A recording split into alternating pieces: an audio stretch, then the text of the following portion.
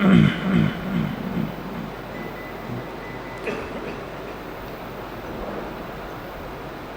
باللہ من الشیطان الرجیم بسم اللہ الرحمن الرحیم لیس علی الاعمى حرج ولا علی الاعرج حرج ولا علی المریض حرج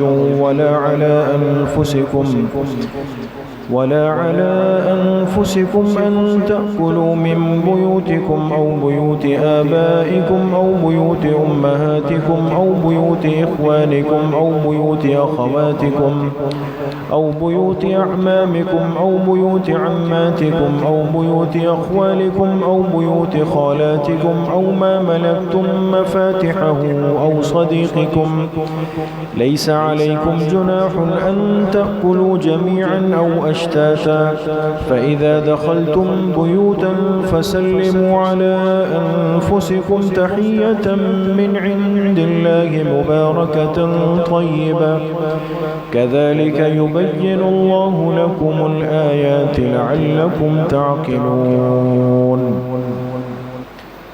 صدق اللہ العظیم۔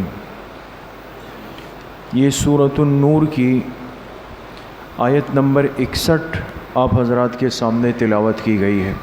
یہ ایک آیت پڑھی گئی اور ایک طویل آیت ہے۔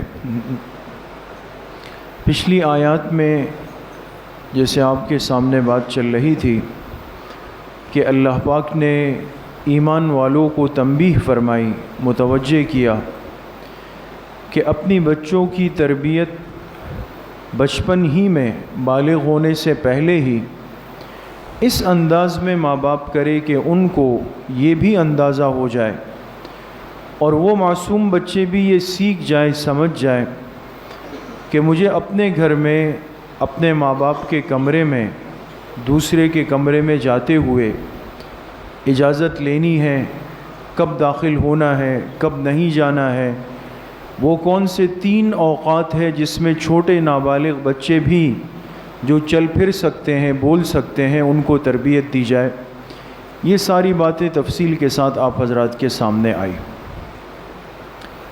آج کی جو آیات ہے یہ اسی سے متعلق ہے، لیکن اس میں اللہ پاک نے ایک نئے حکم کو بیان فرمایا ہے، اور اس حکم کو سمجھنے کے لیے ضروری ہے کہ اس پس منظر کو سمجھا جائے جو جناب رسول اللہ صلی اللہ علیہ وسلم نے صحابہ کے سامنے رکھا تھا اور صحابہ کی تربیت اور ذہن سازی فرمائی تھی۔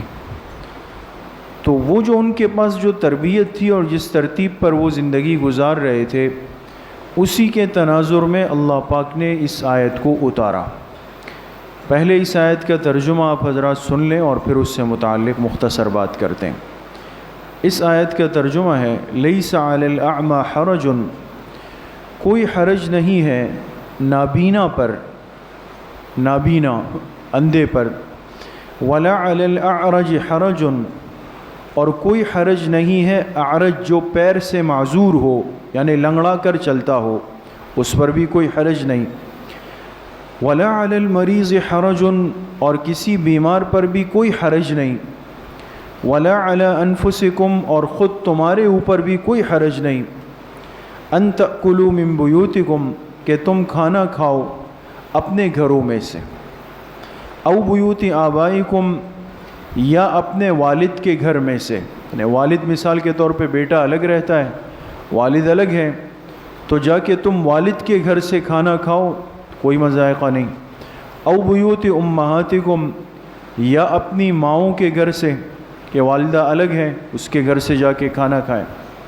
او بیوت اخوانکم، یا اپنے سگے بھائیوں کے گھروں سے، او بیوت اخواتکم، یا اپنی بہنوں کے گھروں سے، او بیوت اعمامکم، یا اپنے چچاؤں کے گھروں سے، او بیوت عماتکم، یا اپنی پھوپھیوں کے گھروں سے، او بیوت اخوالکم، یا اپنے ماموؤں کے گھروں سے، او بیوت خالاتکم، یا اپنی خالاؤں کے گھروں سے۔ اتنا اندازہ تو غالباً آپ حضرات کو ترجمے سے ہو گیا ہوگا کہ وہ تمام رشتے ذکر ہوئے جو انسان کے لیے کیا ہوتے ہیں، محارم ہوتے ہیں۔ محرم ہوتے ہیں، جن سے پردہ نہیں ہے۔ آگے فرمایا او ما ملکتم مفاتحہ، یا جن گھروں کی چابیاں تمہاری ملکیت میں ہیں ان گھروں میں کھانا کھاؤ تو کوئی حرج نہیں۔ او صدیقکم، یا اپنے دوستوں کے گھروں سے۔ لیس علیکم جناح ان تأکلوا جمیعا او اشتاتا، اور تم پر کوئی گناہ نہیں کہ تم سب مل بیٹھ کے ایک ساتھ کھاؤ، یعنی ایک دسترخوان پہ کھاؤ۔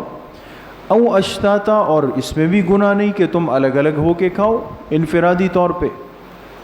فَإِذَا دَخَلْتُمْ بُيُوتًا، اور جب تم اپنے گھروں میں داخل ہونے لگو، فَسَلِّمُوا عَلَىٰ أَنفُسِكُمْ، تو اپنے گھر والوں پر سلام کرو، ان کو سلام کر لو۔ تحیۃ من عند اللہ، یہ ایک دعا ہے اللہ کی طرف سے، مبارکۃ طیبہ، جو کہ برکت والی پاکیزہ دعا ہے کہ گھر والوں کو سلام کر کے جاؤ۔ کذالک یبین اللہ لکم الآیات لعلکم تعقلون، اسی طرح اللہ تمہارے لیے کھول کھول کے بیان کرتے ہیں ان احکامات کو تاکہ تم اپنی عقل سے کام لے سکو۔ یہ ایک آیت ہے۔ اب اس آیت میں اللہ پاک نے 3 اہم باتیں اس امت کو سمجھائی ہے، 3 باتیں، اور میں نے عرض کیا کہ اس کو سمجھنے کے لیے ایک پس منظر کو سمجھنا ضروری ہے۔ حضور علیہ الصلاۃ والسلام کی بعثت کے بعد آپ نے اپنے ساتھیوں پر، صحابہ پر، صحابیات پر، یعنی جو کلمہ پڑھ کے دائرہ اسلام میں داخل ہو رہا تھا، ان کی ایک بڑی مضبوط تربیت فرمائی اس پہلو پر کہ میں جو دین لے کر آیا ہوں اس میں اس کی کوئی گنجائش نہیں ہے کہ تم کسی اور کی چیز بغیر اجازت کے استعمال کر لو۔ سمجھ میں آ رہی؟ چاہے وہ چیز تمہیں بہت معمولی لگے، اور چاہے تمہیں یہ لگے کہ یار یہ تو اپنا ساتھی ہے، بہت قریبی لگے وہ رشتہ، لیکن آپ نے جاہلیت کا یہ جو مزاج اور تصور اور ایک ظلم تھا اس کو توڑ دیا بالکل، اس لیے کہ وہ لوگ ان چیزوں کے قائل نہیں تھے۔ جیسے ایک ظالم آدمی ہے اور وہ طاقت کے بل بوتے پر جا کر کسی بھی کمزور، ضعیف، غریب آدمی کی چیز کو اٹھا لے، اس سے چھین لے، جیسے ہوتا ہے ڈاکو چور ہوتے ہیں، بھتہ خور ہوتے ہیں، یہ کیا کرتے ہیں؟ یہی ظلم ہے کہ بھئی جا کے سامنے والے کو ڈرایا، دھمکایا اور اس کی محنت کی کمائی مفت میں آ کے اس کے ہاتھ سے لے لی۔ یہ چھوٹی مصیبت نہیں ہے، بہت بڑی مصیبت ہے۔ آج تو انسان اس چیز کو سمجھتا نہیں، لیکن آخرت میں سمجھے گا۔ اس لیے آپ نے بڑی وضاحت کے ساتھ اس کی ممانعت فرمائی۔ لا يحل لمسلم ان يأكل مال غیرہ بغیر طیب نفسہ، اور دوسری روایت میں اور بھی الفاظ ہیں، کسی میرے امتی مسلمان کے لیے یہ حلال نہیں ہے کہ وہ کسی دوسرے کا مال بغیر اس کی دل کی رضامندی کے لے۔ طیب نفس، یہ بھی نہیں کہا کہ زبانی اجازت ہو، زبانی اجازت بھی بعض دفعہ انسان دباؤ میں دے دیتا ہے، فرمایا نہیں، طیب نفس، دل کی رضامندی شرط ہے اور بنیاد ہے، اس کے بغیر نہیں لے سکتا ہے۔ یہ تربیت آپ نے صحابہ کی فرمائی، شروع سے فرمائی، ان کا ایک مزاج بنایا کہ کسی کی چیز کو بغیر اجازت کے تم نے ہاتھ نہیں لگانا ہے۔ آپ سمجھ گئے؟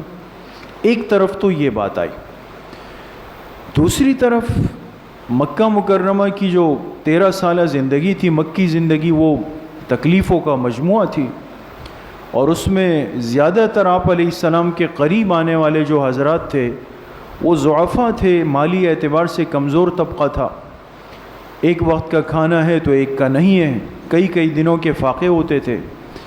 تو آپ علیہ الصلاۃ والسلام نے اپنے مسلمان بھائی کو کھانا کھلانے کی، اس کے ساتھ تعاون کرنے کی، اس کے فضائل بھی بتائے کہ بھئی ان کے اگر کوئی کسی مسلمان کو پانی پلائے تو اس کی کیا فضیلت ہے، کھانا کھلائے کیا فضیلت ہے، یہ تو الگ موضوع، لیکن آپ نے یہ بھی ترغیب دی۔ آپ سمجھ رہے، میں آپ کو دونوں باتیں ذہن میں ڈالنا چاہتا ہوں۔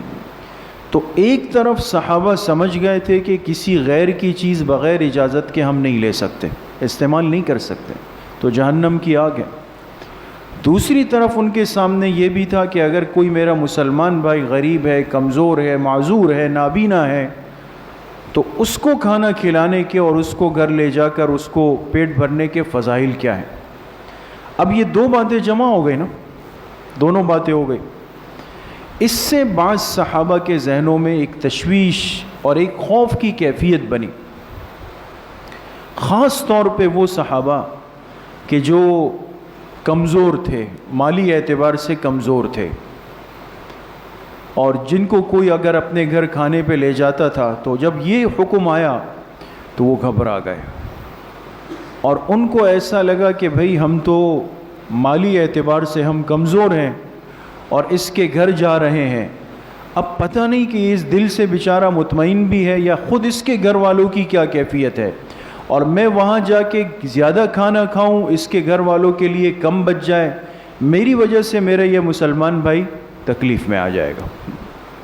حضور کی تربیت سے ایسی جماعت بنی ہے دوست۔ دوسری طرف وہ حضرات جو کہ معذور تھے، جیسے نابینا تھے یا پیر سے معذور تھے یا کوئی مرض لگا ہوا تھا، تو عربوں کے ہاں یہ مزاج جو تھا نا، یہ جس کو ہم کیا کہیں گے، تنفر کرنے کا۔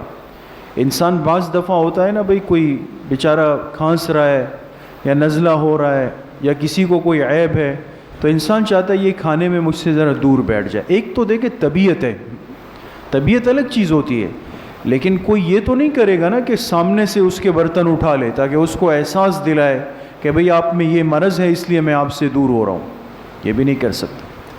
تو اب جن صحابہ کے اندر کوئی کمزوری تھی، مرض تھا، لنگڑاہٹ تھی، نابینا پن تھا، تو انہوں نے وہ سوچتے تھے کہ یہ ہمارے مسلمان بھائی ہمیں اپنے ساتھ گھر لے جاتے ہیں، کھانا کھلاتے ہیں، لیکن پتہ نہیں ان کی طبیعت پہ کیا گزرتا ہوگا۔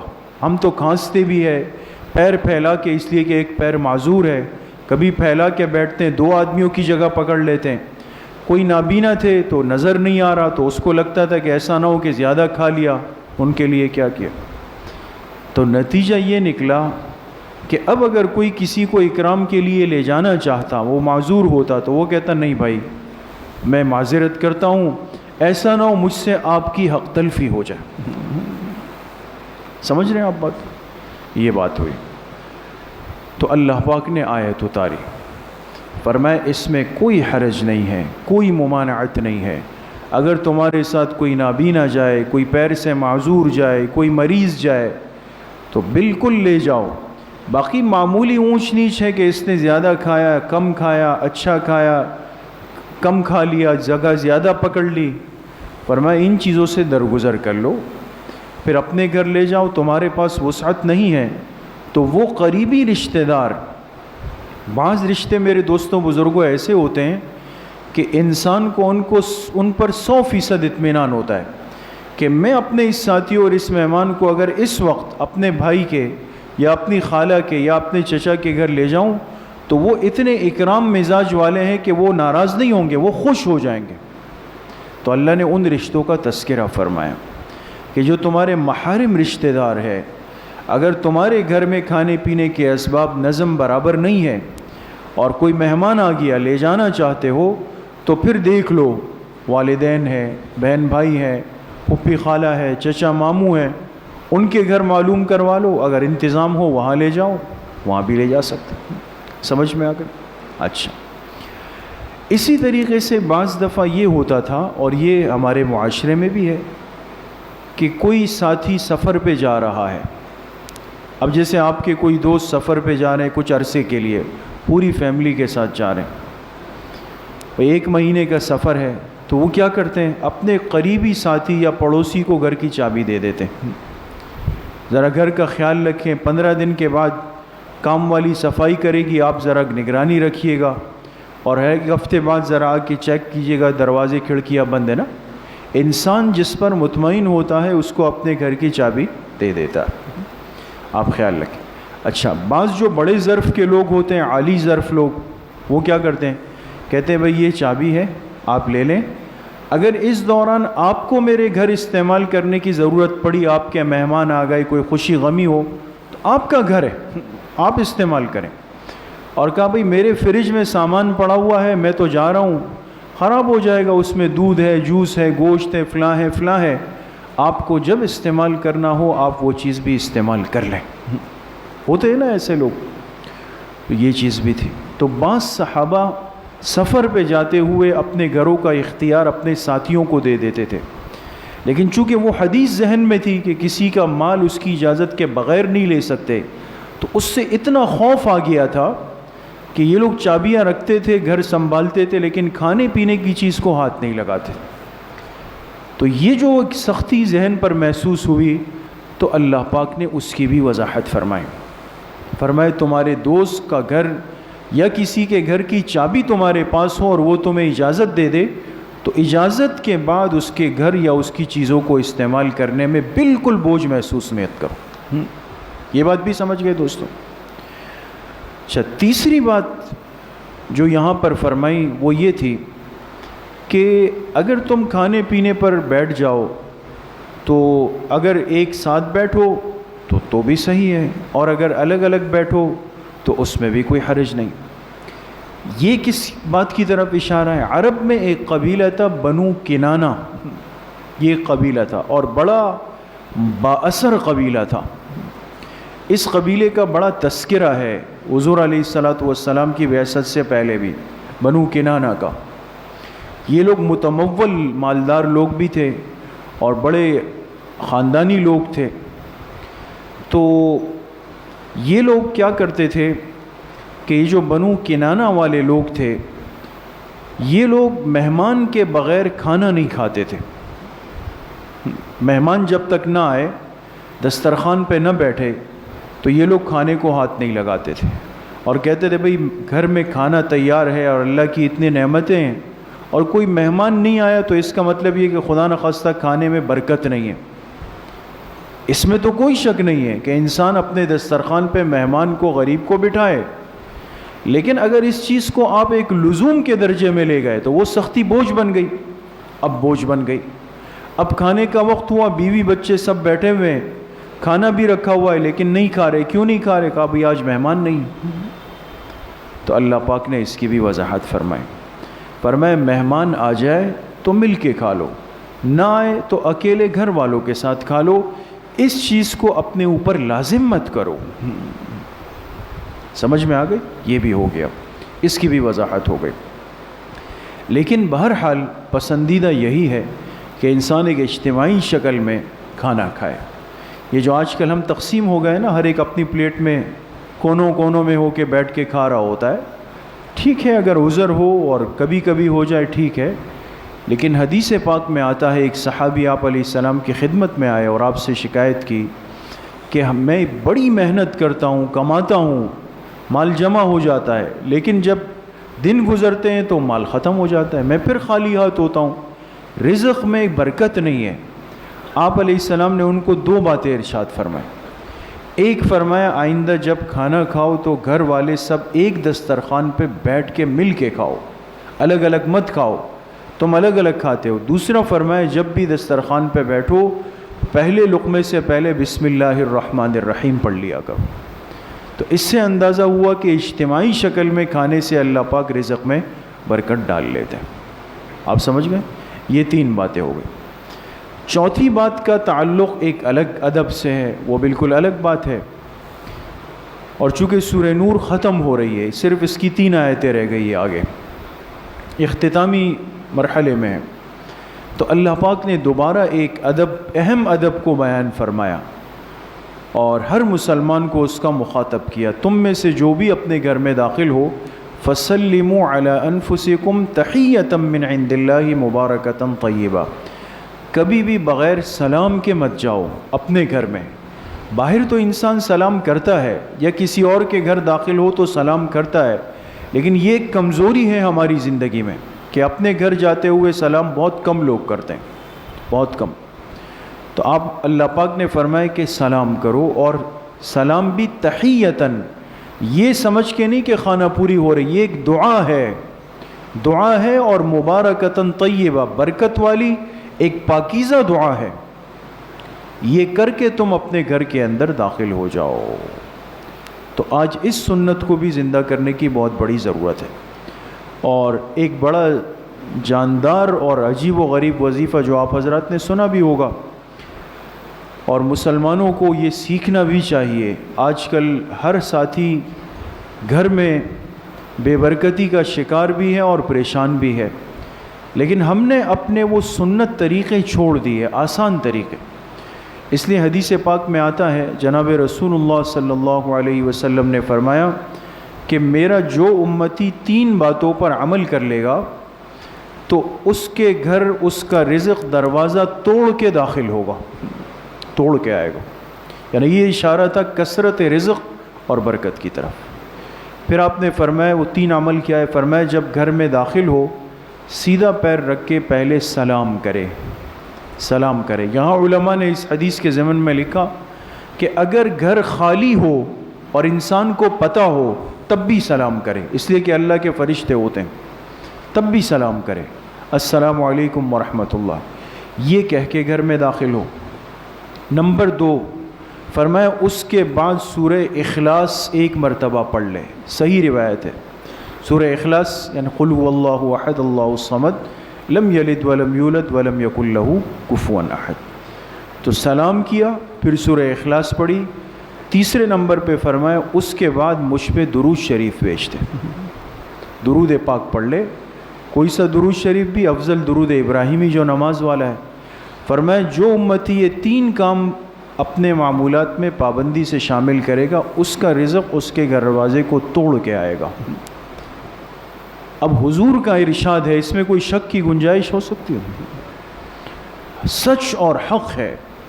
اور ہم کہاں کہاں کی ٹھوکریں کھاتے ہیں کہ یہ مسئلہ میرا حل ہو جائے، یہ مسئلہ. یہ چیزیں آج ہماری معمولات کا حصہ بن جائے. دوست اصل فکر یہ ہے کہ جو سیکھا اس کو اپنے عمل کا حصہ بنا لیں. اور آپ خود بتائیں ان 3 چیزوں میں سے کون سی ایسی چیز ہے کہ جس کو یاد کرنے کے لیے مجھے بیٹھنا پڑے گا، گھنٹے دینے پڑیں گے؟ اور سورہ اخلاص تو ہر مسلمان کو یاد ہے، درود شریف ہر مسلمان کو یاد ہے، سلام ہر مسلمان کو آتا ہے. آج ہی سے شروع کر دیتے ہیں. تو کون کون شروع کرے گا انشاءاللہ؟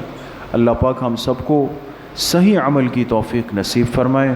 وآخر دعوانا ان الحمد للہ رب العالمین. جس طرح ہر ہفتے مستورات کی اصلاحی مجلس ہوتی ہے، انشاءاللہ کل بھی ہوگی، لیکن ایک بات کی وضاحت سن لیں کہ وقت میں تھوڑی سی تبدیلی کر دی گئی ہے. اور اب آئندہ سے انشاءاللہ مستورات کا بیان صبح 11 بجے سے 11:30 تک ہوگا. 11 سے 11:30 تک ہوگا. ابھی تک 11:30 سے 12 چل رہا تھا نا. انشاءاللہ کل ہفتے سے اب آئندہ صبح 11 سے 11:30 تک مستورات کی اصلاحی مجلس ہوگی. گھروں کی مستورات کو پابندی کے ساتھ اہتمام سے بھیجیں. اور عصر کی نماز کے بعد سے انشاءاللہ جو مسجد میں اصلاحی بیان اور ذکر مراقبے کی مجلس ہوتی ہے اس میں بھی ساتھی اہتمام سے تشریف لائیں. الحمدللہ رب العالمین والصلاة والسلام علی سیدنا.